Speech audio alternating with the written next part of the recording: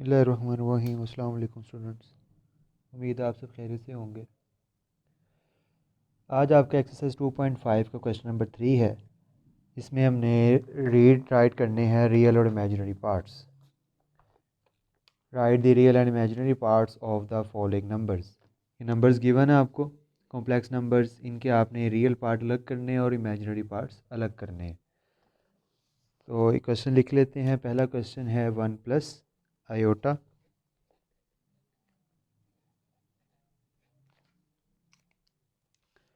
तो real part क्या होता है, इमेजिनरी पार्ट क्या होता है?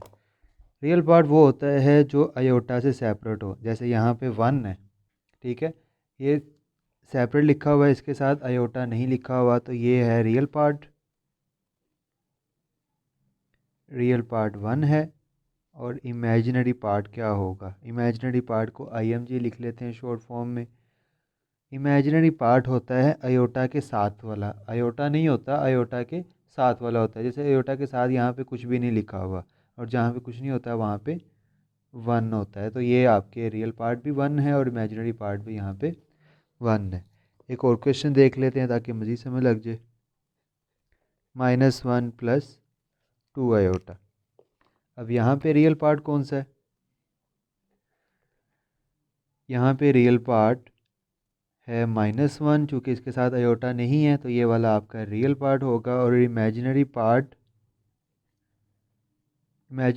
यहाँ पे 2 आयोटा नहीं होगा, सिर्फ 2 होगा। आयोटा जस्ट रिप्रेजेंट करता है इमेजिनरी पार्ट को, तो सिर्फ यहाँ पे 2 जो है वो आपका इमेजिनरी पार्ट होगा। तो आपने ध्यान रखना है कि आयोटा को इमेजिनरी पार्ट में नहीं लिखना।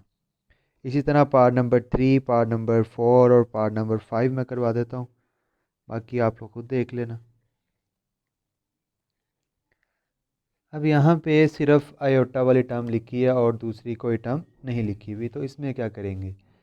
तो इसमें रियल पार्ट कोई भी नहीं लिखा हुआ, तो इसमें कोई भी रियल पार्ट नहीं लिखा हुआ, तो इसका मतलब रियल पार्ट 0 होगा। और इमेजिनरी पार्ट आयोटा के साथ अब -3 है, तो ये आ जाएगा -3।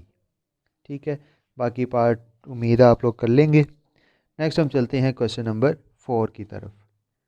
क्वेश्चन नंबर 4 में कह रहा है find the value of x and y if x + iota y + 1 = 4 - 3 iota.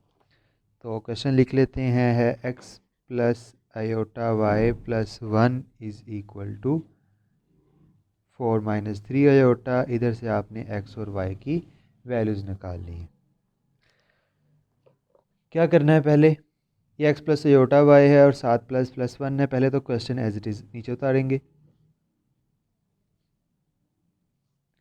ये +1 है, +1 को उधर ले जाना है, उधर जाके +1 -1 हो जाएगा। 4 - 3 आयोटा और 1 उधर जाके माइनस हो गया। x + iota y as it is ही, ये रियल पार्ट है और ये भी रियल पार्ट है। रियल पार्ट के साथ ऐड हो सकता है। 4 - 1 हो जाएगा 3, और ये वाला -3 आयोटा एज इट इज़ आ जाएगा। अब आपने क्या करना है? कंपेयर करने हैं रियल पार्ट्स और इमेजिनरी पार्ट्स। तो लिखेंगे comparing real part and imaginary part. इन दरमियान में इक्वल है, एक कॉम्प्लेक्स नंबर है, ये एक कॉम्प्लेक्स नंबर है, दरमियान में इक्वल है। तो हमने इन कॉम्प्लेक्स नंबर के रियल पार्ट जो हैं, इधर रियल पार्ट x है और इधर रियल पार्ट 3 है, इन दोनों को इक्वल लिख लेना है। इधर ही रियल पार्ट y है और इधर इमेजिनरी पार्ट y है, और यहाँ पे इमेजिनरी पार्ट -3 है। आयोटा इसके साथ आपने नहीं लिखना, जस्ट यहाँ पे इमेजिनरी पार्ट y है और यहाँ पे इमेजिनरी पार्ट -3 है। तो x की वैल्यू भी आ गई, y की वैल्यू भी आ गई। x = 3, y = -3।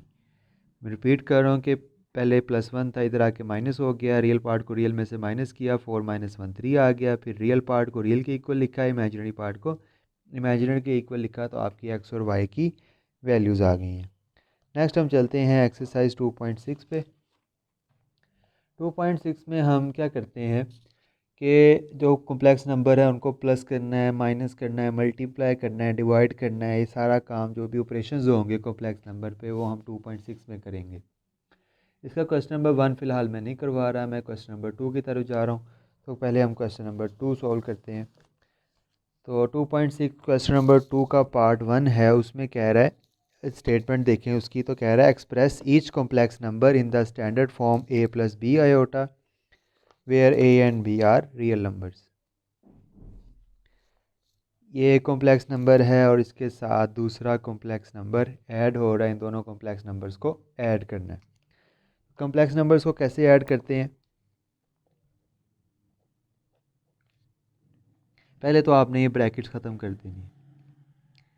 2 + 3 आयोटा + 7 - 2 आयोटा, बल्कि पहले क्वेश्चन एज इट इज़, फिर नेक्स्ट स्टेप में आपने ब्रैकेट्स को ख़त्म कर देना।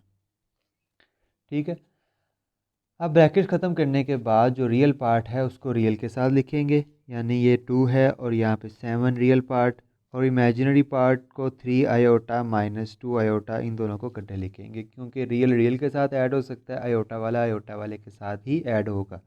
2 + 7 ये आ गया आपका 9, और 3 - 2 आयोटा, 3 - 2 1, तो ये आ जाएगा +1 आयोटा। 1 हम साथ कोफिशिएंट में लिखते नहीं हैं, तो सिर्फ 9 + आयोटा इसका आंसर आ जाएगा। तो इतना काम था इसमें एडिशन में। नेक्स्ट पार्ट नंबर 2 आप लोग खुद कर लेंगे, पार्ट नंबर 3 मैं करवा देता हूँ। पार्ट नंबर 3 है -3 + 5 आयोटा -4 + 9 आयोटा, ये आपका पार्ट नंबर 3 है। इसमें भी आपने पहले ब्रैकेट सॉल्व करनी है, question as it is, -4 + 9 iota. Minus से, इस माइनस से भी अंदर मल्टीप्लाई कर दो, इस माइनस से भी अंदर मल्टीप्लाई करो। माइनस जब भी किसी ब्रैकेट से मल्टीप्लाई होता है तो उसके साइन चेंज कर देता है। ये माइनस माइनस प्लस हो जाएगा, यहाँ +3, ये माइनस प्लस -5 आयोटा हो जाएगा, और यहाँ पे -4 माइनस प्लस -4 ये हो जाएगा 9 आयोटा। ठीक है, ये साइंस भी चेंज हो गए हैं और ये साइन भी चेंज हो गए हैं। अब वही काम रियल के साथ रियल वाला लिखना है, और आयोटा वाली टर्म के साथ लिख दी। 3 - 4, 3 - 4 is equal to -1, -5 - 9, minus minus plus हो जाएगा, 5 + 9 आ जाएगा 14 आयोटा, और साइन लार्जर टर्म का। ठीक है, हुआ प्लस से लेकिन साइन लार्जर टर्म का लग गया, तो -1 - 14 आयोटा, ये आपका आंसर आ गया। नेक्स्ट इसका पार्ट नंबर 4 है, 2 iota square + 6 iota cube +3 iota 16 -6 iota 19 +4 iota 25। ये आपका क्वेश्चन है। इसमें कुछ वैल्यूज़ हैं, आयोटा की पावर्स हैं। जैसे आपने 2.45 में पावर्स, आयोटा की पावर सॉल्व की थी, इसी तरह इनकी पावर्स भी सॉल्व करनी है। तो मैंने आपको 4 वैल्यूज़ बताई थी, iota, iota square, iota cube और आयोटा 4 की। आयोटा स्क्वायर -1 के इक्वल होता है, तो हम इसको उन्हीं वैल्यूज़ की मदद से इसको सॉल्व करेंगे।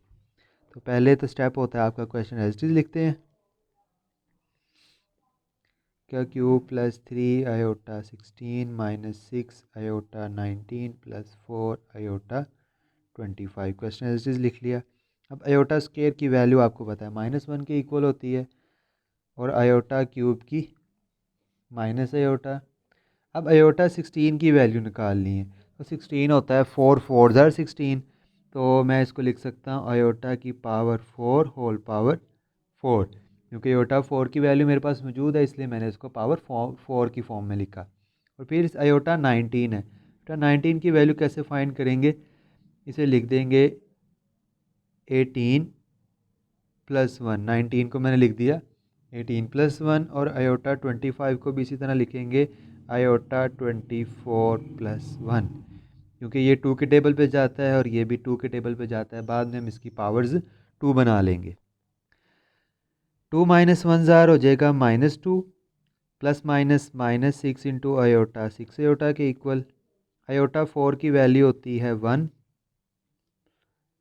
और इनकी पावर्स अलग अलग कर दें, पावर्स ऐड हो रही हैं, तो आयोटा की पावर 18 अलग हो जाएगी और आयोटा की पावर 1 अलग हो जाएगी, इसलिए पावर 1 हम लिखते नहीं है, इसलिए मैंने यहाँ पे नहीं लिखी। इधर भी यही काम कर लेंगे, आयोटा 24 अलग कर लेंगे और इनटू आयोटा पावर 1 अलग हो जाएगी। -2 -6 आयोटा 1 की पावर 4 1 ही होती है और 3 1 ज़ार 3 ही आ जाएगा। अब आयोटा 18 की वैल्यू कैसे निकालेंगे? आयोटा 18 को लिख देंगे आयोटा स्केयर की पावर 9, आयोटा 2 की पावर 9 और आयोटा फिर एज इट इज़ ही आ जाएगा। और इधर भी आप इसको पावर 4 में भी लिख सकते हैं, पावर 2 में भी लिख सकते हैं, मैं इसको पावर 4 में लिख रहा हूँ। ये हो जाएगा आयोटा 4 4 की पावर 6, 4 6 ज़ा 24 होता है, इसलिए इधर अंदर 4 और बाहर 6 आ गया। अब ये रियल पार्ट है, ये भी रियल है, तो -2 + 3 क्या हो जाएगा? -2 + 3 = 1 और ये वाला -6 आयोटा। अब आयोटा स्क्वायर किसके इक्वल होता है? आयोटा स्क्वायर इक्वल होता है -1 के, उसकी पावर 9 आ जाएगी और ये वाला आयोटा वैसे का वैसे ही रहा। इधर भी आयोटा 4 की वैल्यू, आयोटा 4 की वैल्यू होती है 1 की पावर 6 और आयोटा ये वाला एज इट इज़ ही 1 -6 आयोटा, -1 की पावर 9 है। अब पावर ऑड नंबर है और इधर माइनस आ गया है, तो माइनस फिर बरकरार रहता है, यानी ये -1 की पावर 9 -1 ही होगा और 1 की पावर 6 1 ही होता है और आयोटा साथ एज इट इज़ आ जाएगा। तो 1 -6 iota minus minus plus 6 iota plus 4 iota, ये -6 आयोटा ये +6 आयोटा, ये दोनों टर्म्स आपस में कैंसिल हो जाएंगी, तो ये आ जाएगा 1 + 4 आयोटा और ये आपका आंसर है। मज़ीद सिंप्लीफाई नहीं हो सकता, तो ये आपका आंसर है। तो यही आज के लेक्चर का आपका लास्ट क्वेश्चन था।